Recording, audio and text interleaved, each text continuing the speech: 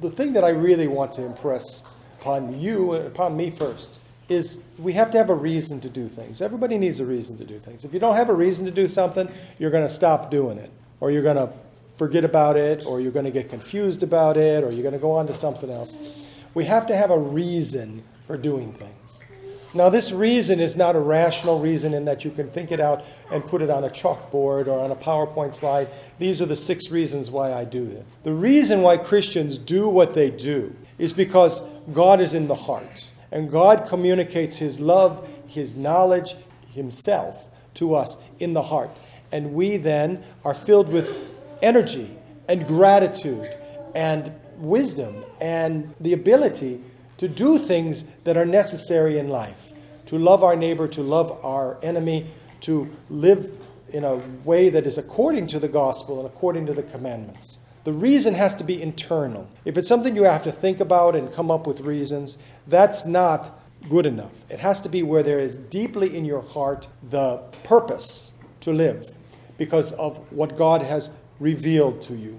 And the parable of the Good Samaritan gives us this reason, the reason to do what we should do. Some people would think only this parable is about hospitality and whether or not we show hospitality to others or not. And everybody knows, of course, you should be merciful to people.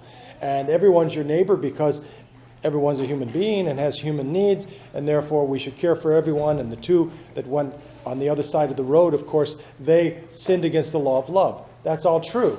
But that's missing the point of the parable. The parable point is that you must be aware of what God has done for you.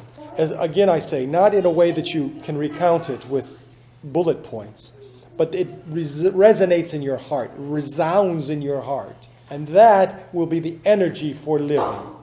Most people are not aware of what God has done for them. They can maybe put bullet points on a slide. They can answer a question, but they're not really aware because they're wrapped up in themselves, they're thinking of themselves, and they don't get it. They don't understand how amazing it is, how beautiful it is that God has made us to share Himself with us.